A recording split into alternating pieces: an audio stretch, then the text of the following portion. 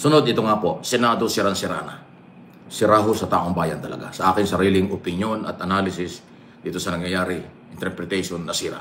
Kung ayaw nyo maniwala, alam ko kung saan kayo nanggagaling. Kung ayaw nyo maniwala sa sinasabi ko. Pero majority ng mga Pilipino, nawala ng gana, nawala ng tiwala dito sa ating mga senador. Para silang hindi senador ng bayan. Sila ay naging senador ng isang pamilya. Sila ay sumunod lang sa sinabi ng Supreme Court. Wala silang sariling paninindigan. Samantalang constitutional duty nila, trabaho nila, ang try and decide kapag mayroong article of impeachment. Kaya lahat ng abogadong matitino, pribado, sektor at iba pa, iba ang pananaw. At ako at ang mga Pilipino, ganon din. Sirang-sira. Kaya nga ho doon sa survey, bagsak ang Senado. Mas mataas ang rating ng Malacanang at ng Kongreso. Bumagsak doon sa survey, trust and approval rating ay si Sara Duterte at ang Senado. Pero di bali si Sara, talagang sinira niya ang sarili niya . Alam mo kung sino . Pero yung Senado sayang. Kasi yung Senado, kinakatawan ng 24 na senador. Yung ibang matino, nadamay lang. Yung Senado ay napakahalaga dahil yung check and balance sa gobyerno, Senado ang isa sa gagawa niyan. Kung sila mismo hindi pinagkakatiwalaan, sila mismo nasira na, paano pa? Kaya nga, padami ng padami ang nagsasabing abolish. Tanggalin na ang Senado. Walang silbi sa bayan. I-abolish na ang Senado. Under leadership ni Escudero, ngayon lang nangyari ito. Nung ilang mga panahon, nakaraang administrasyon, hindi naman masyadong nasisira ang Senado. Pero ngayon na si Escudero na taga-UP pa naman, ultimong taga-UP College of Law, galit sa kanya, sabing ikinahihiya siya, actually. Sabi niya, ang talino, kahit matalino, kung hindi naman ginagamit, baliwala. Kahit matalino, kung wala naman prinsipyo, baliwala. Ayan ang sinasabi ng mga taga-UP, College of Law, especially si Professor Jokno. Yan o. So, kung ang mga abogado at UP, Lasal at iba pang mga kilalang eskwela sa bansa na wala ng gana sa Senado dahil mali ang kanilang ginawa, kunwari pa may prinsipyo dahil ginamit ang Supreme Court, pero sa totoo lang yun naman ang gusto nila. Wala pang ruling ang Supreme Court, di ba nagkaroon ng motion for dismissal? Na bago lang yan. Tapos nitong bago sila nakaraan lang motion for dismissal din ang gusto, na bago lang sa archive. So ibig sabihin, may ruling o wala ang Supreme Court, gusto nila dismissal dahil sila ay pro Duterte. At masyadong nagmamagaling si Marcoleta at iba pa, nakalaan mo, siya tatalunin niya yung Kongreso. Maraming magagaling sa Kongreso. Maraming abogado at magagaling. Isipin mo, 300 mahigit ang congressman. Sasabihin mo, mas magaling yung isang Marcoleta sa 300 congressman. Kilala ko si Marcoleta, kaibigan ko pa nga yan . Hindi ito banat. Issue lang ito. Yung nagsasabi lang na binabanato ko si Marcoleta, nagkakamali kayo. Kaibigan ko yan. Pero siyempre para sa akin, kahit magkakaibigan, pag may issue talaga. Hindi ko pwedeng pagtakpan. Sa tingin ninyo, mas matalino si Marcoleta kaysa doon sa 300 congressman? Na sinasabi niyang hilaw? Kaya nga lang, di ba sinabi ko na sa inyo na isang araw, kaya lang tinasabi niyang hilaw kasi sinunog siya sa Kongreso. Tinanggalan siya ng komite, membership. Lahat ng posisyon niya sa Congress, tinanggal sa kanya nitong 19 Congress. Kaya galit yan sa congressman. Kaya ang tingin niya, wala yung mga congressman. Mahina yung congressman, hilaw gumawa ng kaso. Kasi nga, siya ay galit. Lalo na ngayon, senador siya. Ang feeling niya, senador na talaga siya. So wala kayo, under ko kayo, parang ganyan. Yan, nagkakamali. At inayunan ng 19 ng mga senador, o 18, kaya 19 sila, kaya ako nasisira. Yan ang aking tingin niya. Bahala kayo mga senador kung paano niyo ipagtanggol ang Senado. Pero dapat niyo ipagtanggol kasi ang Senado ay institusyon. Ang Senado ay napakahalagang opisina ng gobyerno. Nasira lang dahil sa pamumulitika ng ibang mga senador. Hindi ko nila lahat. Meron pa rin senador na matino. Yan po ang nangyayari. Okay? Kung paano sila babawi, bahala sila. Pero yung attitude, pananalita, yung style ni Escudero at ng ibang mga senador dyan, lalo ni mga Duterte senador, mahirapan kayo makabawi. Kasi dapat alisin nyo sa isipan ng taong bayan na kayo ay senador ng mga Duterte. Kayo pa yung nagyayabang Duterte 7 kami, Duterte Black kami, wow! O doon kayo kumuha ng sweldo sa mga Duterte. Bakit kayo maasa sa sweldo ng taong bayan? Kayo pala ay Duterte senador, kayo pala ay Black, Duterte Black. Saan ka nakakita ng gano'n? Kaya, only in the Philippines. At ngayon lang nangyari, sa mga nakaraang Senado, nakaraang magagaling na mga senador, ilang dekada na nakakalipas, walang ganyan. Ang kanilang piling, individual silang senador at senador sila ng Republika ng Pilipinas. Hindi sila senador ng gobyerno na isa lang, ng presidente lang. Hindi sila senador ng kung anong grupo. Sila ay senador ng buong Pilipinas. Iyon ang identity. Kaya kinikilala ang mga senador at senado noong araw. Ngayon, kayo ang sumira sa inyong sarili. Kasi ipinagngangalandakan nyo na kayo, merong Duterte 7, merong Duterte Black, o yan. Eh hindi naman lahat ng tao ay naniniwala sa inyo. Pwede niyong gawin yan kung kayo'y konsihal lang doon sa Davao, yan. Davao City, bahala kayo, local lang yon. Pero sa national, Diyos ko naman. Lord, save the Philippines. Lord, bigyan nyo ng kaliwanagan itong mga senador na ito. Hindi nila alam ang kanilang ginagawa. Kasi senador sila ng buong Pilipinas, hindi sila dapat Duterte Black or Duterte 7. Kahiyahiya sa buong mundo. Kahiyahiya sa matitinong Pilipino. Ayan po ang aking opinion dyan sa nangyayari niyan. Okay? Any comment, reaksyon? Malaya po kayo. Totoo lang po, alam nyo, napakakapal ng mukha ng tumatawag sa Duterte 7 o Duterte Black. Napakakapal ng mukha nila na tinawag nila ang kanilang mga sarili ng ganyan. 'Di ba? Kasi kapag naglagay ka na ng pangalan mo o grupo nyo, pangalan ninyo, pangalan ng inyong samahan sa isang Senado, ang pinaglilingkuran nyo na diyan ay yung ipinangalan nyo. 'Di ba? Duterte Black. So, wala na pong tayong aasahan diyan. Wala na tayong, kumbaga, mapapala dyan sa mga Duterte Black na yan. Ang lahat ng gagawin nila na pagkilos, resolusyon, mga batas, at kung ano-ano pa ay para lamang sa iisang pamilya. Kasi nga po, para sa kanila, ito ang kanilang Panginoon, ito ang kanilang Diyos, ito ang kanilang pinagsisilbihan, at ito ang nagluklok sa kanila sa kapangyarihan. Hindi po nila nakikita ang kanilang mga sarili bilang binoto ng taong bayan. Ang lahat ng kanilang utang na loob ay para sa mga Duterte. Yan po ang katotohanan diyan. Kaya nga po yung tinawag silang Duterte Black o kaya Duterte 7, yan po ay yung pakapalan na ng mukha na tinatawag. Hindi na po talaga natin sila maaasahan na maglilingkod sa atin o maglilingkod sa bayan. Maring baka kumilos, baka meron pa ring mga gagawin. Katulad ni Bongo, may mga gagawin pa rin yan. Kasi, di ba, ang kanyang slogan, ang bisyo ay magserbisyo. Di ba? Pero, ang kanyang serbisyo ay nakapokus lang talaga kila Digong. Yung mga maliliit na gagawin na bagay ni Bongo, yun lang yung serbisyo niya sa bayan. Pero, diba, ang talagang pangunahing focus niya talaga ay ang mga Duterte. Si Amy Marcos, Amy solusyon. Diba? Ganun lang. May solusyon. Susolusyonan yung mga problema, mga patsi-patsi lang, mga band-aid solution lang. Pero ang talagang susolusyonan niya ay ang magiging kapakinabangan ng mga Duterte sa darating na panahon. Wala siyang ibang iisipin kung hindi kapakanan ng mga Duterte. Lalo naman si Robin Padilla, sabi nga niya, kahit sunugin daw siya, mangangamoy Duterte siya. So ano pang silbi ni Robin Padilla, di ba? Dapat itong mga Duterte 7 na ito, dun sila kumuha ng sahod kay Digong. Total naman, mukhang maraming naibulsa si Digong noong panahon ng kanyang termino dahil nga ang DPWH noong panahon na yon ay talagang naliligo ng pera. Biruin mo yung anak niya, 51 billion inubos in 3 years. Flood control project, funds. Saan napunta? Diba? Etong si Bato de la Rosa. Kunwari lang yan. Nasabi niya, para siya sa bayan. Kung papipiliin siya, Duterte o bayan. Bayan daw ang pipiliin niya. Pero, bumoto para hindi malite si Sara Duterte doon sa Senado.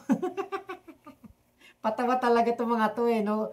Alam niyo yung tinatawag na tulak ng bibig-kabig ng dibdib. Ganon ang nakikita natin dito kay Marcoleta.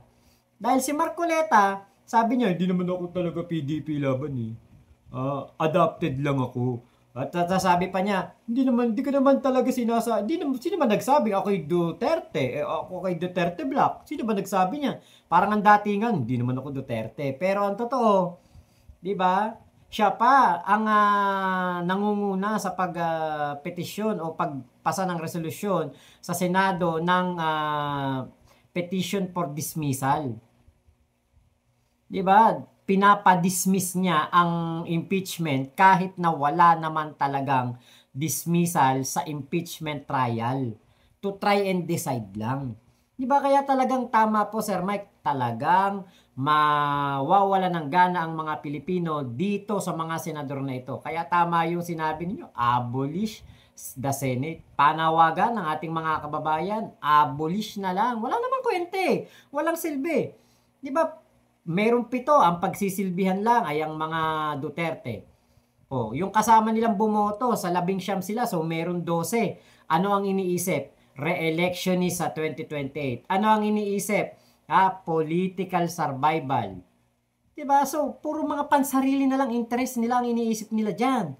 Kaya nga, parang alam nyo, nagsisisi ko, parang nagkamali ako ng pagboto dito sa mga inendorso ni PBBM na senador. Kasi, yun pala, 'di ba kakampi sila dito kay Sara at gugustuhin nila na ma-archive ang impeachment trial ni Sara Duterte at hindi mapagbayad ang kawatan sa gobyerno.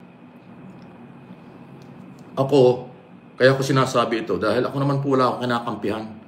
Pinagtatanggol ko lang ang gobyernong ito kasi Pilipino ako. May prinsipyo tayo. Hindi naman ako ako naging oposisyon at hindi naman ako magiging oposisyon. Dahil Pilipino ako. Maliban lang kung yung halimbawa yung presidente talagang walang ginawang kabutihan. Walang ginawang maganda para sa sarili lang. Ayan, hindi ako papayag nun. Pero nakikita ko naman kay Pangulong Marcos masyado lang malambot si presidente, hindi nagkagalit, masyado lang mabait. Yun lang ang problema kay presidente. Pero ginagawa naman niya lahat, naninindigan sa West Philippine Sea, pinapaganda ang ekonomiya, national, internal, external security, inaayos, food security, education, lahat ng mga project ginagawa. Di ba? Ginagawa ng Pangulo, kaya ako sinusuportahan dahil maliban sa Pilipino ako, pangalawa, nakikita ko naman, sinisiraan lang ng mga grupo na gustong mangagaw ng kapangyarihan. Sinisiraan lang ng mga grupo na may sariling interes. Yun lang yun. At itong grupong ito na gustong mangagaw sa gobyerno, wala namang agenda. Wala namang national program. Ang programa nila, mangagaw, mag-take over, maghawak ng kapangyarihan at pera. Tapos na. Ibalik ang tukang siguro. Walang iba silang agenda. Minadinig mo kayo na nilatag silang programa? Wala. Puro paninira, puro intriga, puro fake news. Kasi gusto nilang magalit ang mamamayan sa gobyernong ito. Hindi naman lahat ng Pilipino ay robot. Hindi lahat ng Pilipino ay tanga na katulad nila. Ang mga Pilipino ay matitino at yun ang aking pinaglalaban. Katulad ko, may paninindigan. Mahal ko ang gobyerno dahil ginagawa nila naman ang tama. Kaya ko pinaninindigan. Hindi masama bilang Pilipino, bilang tao, hindi masamang ipagtanggol mo ang gobyerno kasi Pilipino ka. Yung Pilipinong naninira sa gobyerno, ang layunin nun ay manggulo, mag-take over, maghawak ng pera at kapangyarihan. Yun lang yun, wala nang iba. Ba't naman ako sasama doon? Hindi naman personalan ito. Kinabukasan ng kabataan, kinabukasan ng ating anak, kinabukasan ng ating magiging apo at ng kabataan ang dapat ipaglaban. Kaya nga ako nagsasalita na tsatsa ang kailangan, baguhin ang saligang batas, i-abolish ang presidential system of government. Palitan yung sistema ng Senado, Kongreso at ng Supreme Court. Bagong konstitusyon ang kailangan. Sawa na, absolute na, hindi na nababagay sa global technology at sa kabataan ngayon ang 1987 Constitution. Kailangan mabago na yan sa lalong madaling panahon. Okay? Pero naku, yung internet nagpaparamdam, pimipitik-pitik dito Mahina ho talaga. Pasensya na po kayo. Yung mga saradong isip, mga baser at saka troll, huwag na natin pansinin yan. Bahagi yan ng mga destabilization. Parte yan ng mga gusto mag-agaw ng gobyerno. Hindi kayo mananalo. May Diyos na naghahawak sa atin lahat. Igagabay niya ang tama. Ang mali, hindi ho magtatagumpayan kailanman. Maniwala kayo. Tumigil na kayo. Tumulong na lang kayo sa gobyerno. Kung sermon ang tumutulong galing sa pribadong sektor para sa kabutihan ng bayan, dapat lahat tayo ganun. Kung may pera tayo, tulungan natin ayusin ang pamahalaan. Di ba? Pero yung tanggalin niyo ang Pangulo, kayo mag-take over, kayo maghawak, kalokohan yan. Pang sariling interest yan. Lord, save the Philippines. God is good talaga, all the time. Hindi nyo po ba napansin, di ba, napakarami pong mga DDS, mga Dutae supporter, mga kaalyado ni Digong, ayaw na baguhin po ang saligang batas kasi hindi ito papabor sa kanila. Kapag po naging masigasig ang Kongreso, napalitan na po ang ating konstitusyon, charter change. Alam niyo po, ang ating pong konstitusyon, 1987 pa yan. So, napakatanda na po nito. Ano na ba ngayon? 2025. 4 na pong taon halos, di ba? Dapat na po natin itong palitan. Mag-4 na pong taon na. Ito pong saligang batas natin, outdated. Sa ano nga sa mga kasuhan nga ng libel. Kita nyo. 'Di ba? Outdated na yung batas. Kaya nagkaroon ng cyber libel.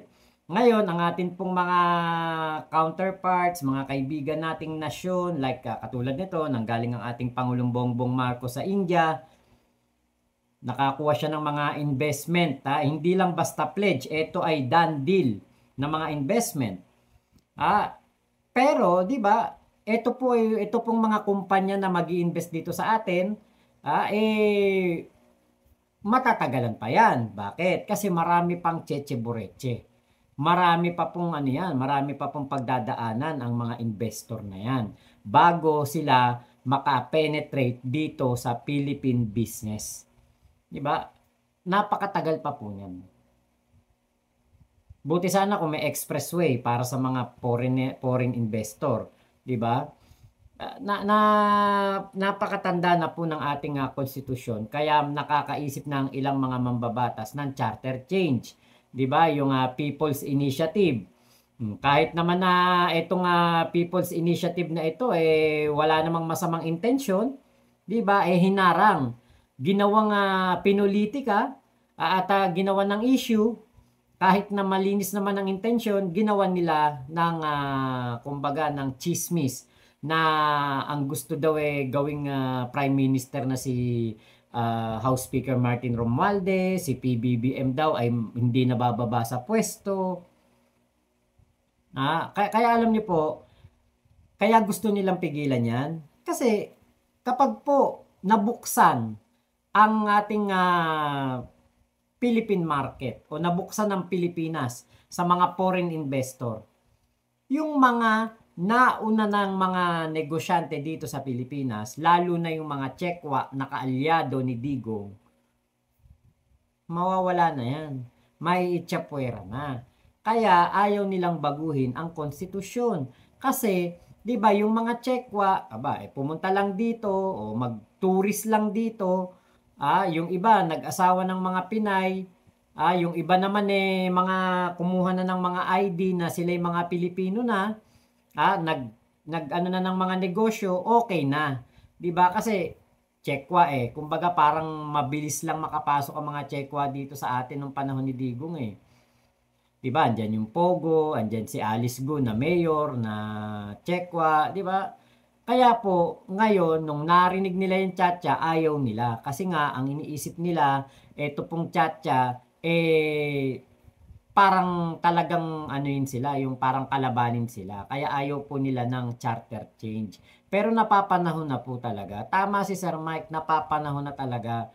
Baguhin na yan. Tapos kung pwede, i-abolish na rin ng Senado. Kasi, magpapasahod ba tayo ng mga perwisyo sa lipunan, mga pabigat sa ating mga mamamayan, di ba? Magpapasahod tayo, ilang taon, ilang tao yan, 24, papasahudan mo ng nasa 200,000 to 300,000 kada buwan. Ala namang ginawa kundi ipagtanggol si Digong, ipagtanggol si Sara. Di ba? So, abolish the Senate, tanggalin na lang yan, di ba? Magkaroon na lang tayo ng Prime Minister saka ng Presidente. Tama naman siguro yun. Kasi nakita ko po ang pag-unlad ng Malaysia. 7 taon na akong nagtrabaho sa Malaysia. Nakita ko kung gaano naging maganda ang tinakbo ng Malaysia nang sila po ay dahil po sa kanilang federal system of government. Napakayaman ng Malaysia. Dati, mas mayaman tayo sa Malaysia. Ang Malaysia dati, gubat. Dati ang Malaysia po lang yan. Kumbaga parang probinsyang-probinsya, talagang late na late ang kanilang pag-unlad. Pati Singapore, pati Vietnam, Thailand, Indonesia. Ngayon, tayo po ay napag-iiwanan. Mas mayaman pa sa atin ang mga bansa na ito. Napag-iiwanan tayo. Bakit? Dahil sarado ang ating bansa sa mga mamumuhunan. Ang 1987 Constitution ay pabor lamang sa mga Filipino investor, local investor. Pero, napagbigyan na natin sila. 'Di ba? 38 years, 39 years na silang namamayagpag. Ang yayaman na ng mga Pilipino investor, bigyan natin ng pagkakataon yung mga maliliit naman na mga Pilipino ang yumaman. Bakit? Kasi ang mga, hindi ko naman sinasabing madamot, ganid ang mga Filipino investor. Pero, di ba, talagang sila lang po yumayaman eh. Hindi katulad ng mga international investor, mga foreign investor, pag pumasok sila dito sa ating bansa, syempre ang kukunin niyang tauhan, puro mga Pilipino. Karamihan ng mga tauhan yan, puro Pilipino. Halos ang magpapatakbo ng negosyo nila, puro Pilipino. So magkakaroon ng pagkakataon ng ibang Pilipino na makapagtrabaho sa malaking kumpanya, mas malaking sahod, at meron pong pagtaas ng ranggo. Hindi katulad nung kapag ikay pumasok sa isang kumpanya, 10 taon ka na, janitor ka pa din. Hindi ka man lang gawing supervisor. Diba? Kaya ito po ang magandang gawin. Baguhin ang konstitusyon, baguhin ang ating gobyerno, ang system ng gobyerno, palitan para po umunlad ang ating bayan, di ba? Sana magawa ito ni PBBM bago siya magtapos ng 2028 term niya, no? Sana magawa niya to para ito yung kanyang legasiya. Kasi alam niyo po, pag nakinig dun sa mga pumipigil, sa mga may ayaw, di ba? Kailan pa tayo unlad? Kailan pa natin mararanasan yung sinasabing pag-unlad? Kung ang ating pong bansa ay sarado sa mga foreign investor, di ba? Pati yung election reform, baguhin na din. Kapag may mag-a-apply ng trabaho like senator, kailangan walang kaso. Kailangan nakapag-aral. Kung pwedeng lagyan ng dapat summa cum laude o cum laude. Dati naman, gano'n naman ang mga senador, di ba? Kung hindi summa cum laude, magna cum laude, di ba? Mga puro cum laude, maririnig mo eh. Ngayon kahit na bopols na artista, wala namang alam, mangmang, durugista, ex-convict pa, abay, nagiging top 1 pa sa eleksyon sa Senado, di ba? Nako. Palitan na yan. Huwag na natin yan. Naku. Kawawa po mga Pilipino. Luging-lugi na po tayo. So yun lamang po. Maraming salamat Sir Mike Abe sa inyong video yung aking reaksyonan. Salamat po sa lahat ng mga tropa pips natin na nakikinig at sumusuporta. Thank you po sa inyong pag-share ng ating mga video, pag-subscribe. Huwag niyong kalimutan, MA Pinoy TV at Mike Abe Opinions dito po sa YouTube. Maraming salamat po. Bye-bye. Moma chup chup. Love you. God bless us all Pilipinas. God first.